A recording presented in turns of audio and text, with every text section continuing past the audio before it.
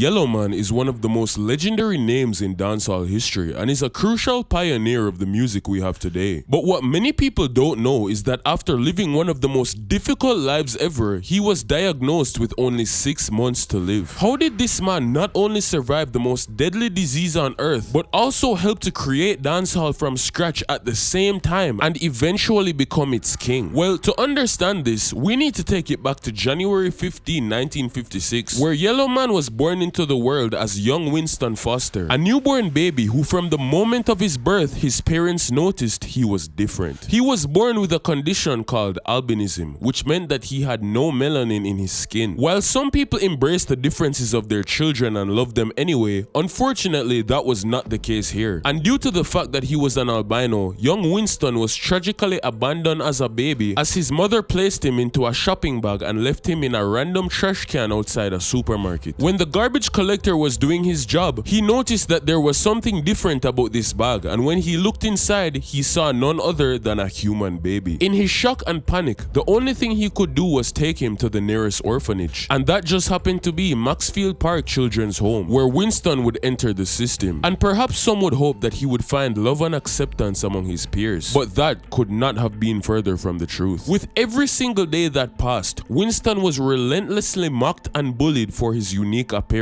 This was because in Jamaica at the time, albinos were a very controversial and discriminated against group of people because of superstition. People genuinely believed that they were bringers of bad luck and negative supernatural forces. From the ages of 0 throughout his entire developmental stage, the bullying continued, and after feeling the wrath of the real world at such a young point, he would eventually be moved to another orphanage called the Alpha Boys Home. And it was here that something very different would occur. Now of course, Winston was still being bullied for his appearance and treated like garbage. However, the Alpha Boys Home was a place that was famous for nurturing these disadvantaged boys with music, and has produced legendary acts in the game like the Scatterlights. Discovering that he had a talent, Winston became obsessed, and day and night he would practice and develop his songwriting skills until he would become better and better. He eventually started using this as a way to escape from his bullies, because when they would corner him for his daily assault, he would sing to get them to ease up, and surprisingly it actually started working. Once he realized that other people had actually respected his talent, it gave him all the more motivation he needed to continue working, and that's when he became confident enough to hit the studio. But back then, studios were not like they are today. Any professional equipment in that period was most likely under the full control of the industry's gatekeepers, and there were specific names of specific studios that you had to go to, otherwise you could not make music. Winston decided that he would try his hand, but unfortunately, every single time he went to a different studio, they turned him away. Joe Gibbs, Channel 1, Musicworks, Sonic Sounds, Dynamic Sounds, all of them turned him away for no other reason than the fact that they did not want an albino like him in their presence. Some of them would even physically abuse him and forcefully kick them out of the studio, like literally kick with their feet, and call him the derogatory slur Adundus, which is basically the Jamaican term for albino. Another one of the names they would call him though would actually stick for the long term, and this name was Yellowman. And as much as they were trying to tear down the dreams of this trying youth by saying that, they had no idea that that name would change the very fabric of our country's history. As much as the stigma of being different would continue to make his life difficult, Winston did not give up. He kept practicing over and over and over again, and decided that if the studios wouldn't take him, maybe the stage would. And that was when he decided to try performing at a place called the Black South International Discotheque, where he had his first ever live performance. A lot of hope was riding on this, as this was basically his life's work and he just needed a little bit of strength. But unfortunately, not even that was given to him, because the very second he walked onto the stage and opened his mouth, he was immediately booed off and told to get off the stage. This would have been an intense breaking point for many. It's one thing to get turned down by a few bigoted individuals in a studio, but to see an entire crowd full of people saying, "I don't want you here," had to have been one of the most soul-crushing things he could have experienced. But regardless, he knew exactly what he wanted, and he knew that giving giving up was not an option. This was around the time he decided that if he really wanted to do this thing, he would have to reach a level where he was so unfathomably undeniable that people would have no choice but to love him regardless of what he looked like. And so for years upon years upon years, he worked and worked and worked. And a few years later, another opportunity would find his path. This was where he would enter an even bigger event than the last, called the Tasty's Talent Competition, which at this point was very important and one of the major ways people discovered new talent in Jamaica. Feeling hopeful once again, Winston would take the stage, and once he did something that nobody could have predicted. He took that stage and sung with his entire life, performing his song Barnabas Killing with his heart and soul. And surprisingly, the crowd was not completely against him. He truly did his best, and for the first time ever, the response was not completely negative. There were even many people who genuinely enjoyed his performance and thought he deserved to be in the top 3. But unfortunately, despite this and all of his best efforts, Winston was still denied even that. But as much as he didn't win, something fundamental changed in his mind that night. For the first time, he realized that people could actually love him and appreciate what he did regardless of his appearance. And something else would come as a result of this night. Something so insane that all of those guys in the studio who dissed him earlier would be the same ones trying to get in his good graces. After his loss of the first competition, Winston knew that whether it was because of his appearance or not, that simply meant that he just had more work to do. And so for the next 365 days, he pushed it into overdrive like he never had before. And like it were clockwork, the next year came and went in a flash, and it was time for the next Tasty's Talent competition, the 1979 edition. But this time, he would not be entering as Winston anymore. He would be taking the stage as Yellowman, the same derogatory name that was given to him since birth in an effort to tear him down, a name he thought that he could flip and reclaim for himself. And when the time came for him to take that stage, everyone was shocked as usual. But the second his talent and lyrics hit the crowd, they absolutely lost their minds. Not only did he have the crowd entirely captivated, but they were cheering for him, something that people would have never in a million years dreamed to be possible. And to the surprise of many, the undisputed winner of the talent competition that year was none other than Yellowman. Overjoyed to the very core of his being, it was extremely clear that his hard work and dedication was starting to pay off. But if he or anyone else thought that this was the height of it, they would be so very wrong, as this was just the mere beginning. Emerging victorious, this burst of attention was the perfect opportunity for him to launch his professional career, and news of the new albino artist started to spread throughout the country. He would begin performing regularly with top sound systems of the era, using humor and wit to sing about societal prejudices. But there was something else very interesting about his music that brought a completely different shift to the culture. Unlike your typical reggae artist who made exclusively family-friendly songs and positive music and would never dream of singing about anything else, Yellowman decided that he had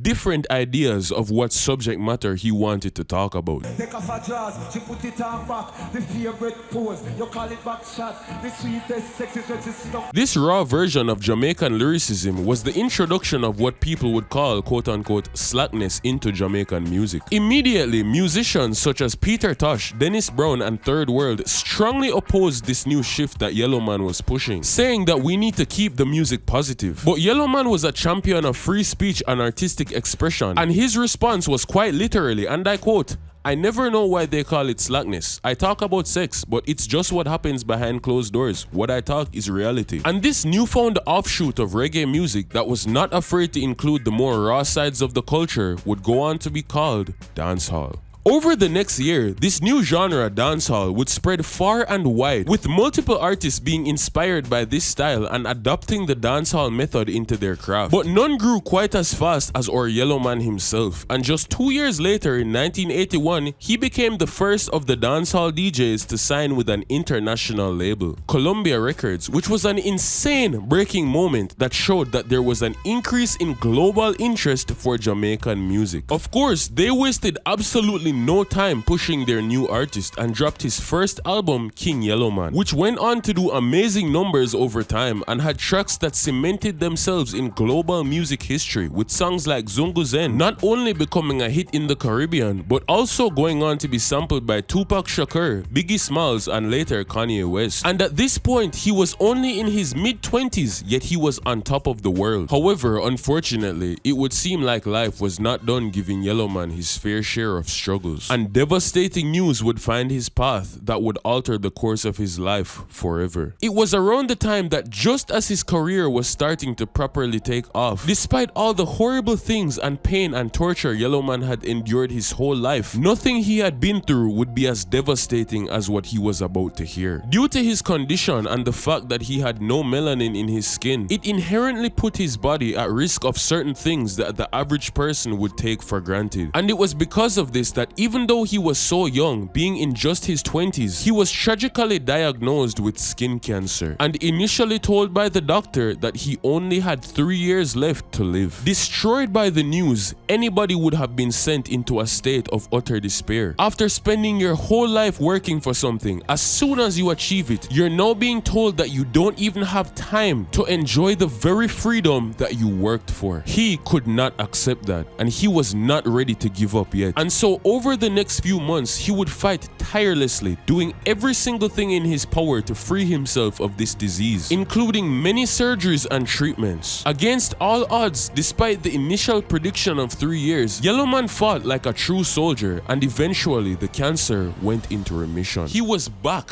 free, and finally able to live the life he always wanted, and wasted no time coming back to the scene and picking up right where he left off. And over the next few years, that's exactly what he did. But unfortunately, yet again, despite all the fights, obstacles, and challenges he's been through, he had even more to come. And little did he know that the worst part still hadn't even happened yet. It was around 1986, a few years after Yellowman had initially beat his cancer, when spontaneously out of nowhere, it returned far worse than ever before, and in no time spread to his entire jaw. A massive tumor had grown on the side of his face, so big that the second the doctors saw it, they immediately determined that there was no hope and he only had 6 months to live. Now, Yellowman had proven the doctors wrong once before, but 6 months is a lot different than 3 years. And with the condition he was in, it genuinely seemed like his death was right around the corner. Of course, at this point, he had a choice, but we all know that he's not the type to back down from a challenge, and he ensured that every single thing that could have possibly been done was explored. Eventually, the doctors proposed a solution, one that was highly risky and had no guarantee of working, and would also permanently change his body for the rest of his life. A surgery that for all intents and purposes, many people would not want to go through. But if it even had a chance of working, Yellowman knew that this was the option he was going to take. And so he went on the table, and over the course of the next few hours, a significant portion of his face was physically removed so that the tumor on his jaw would be taken care of. And by the grace of God himself, when he came to, the surgery was successful. Although his face was obviously never the same again, Yellowman beat the odds and fully conquered his cancer.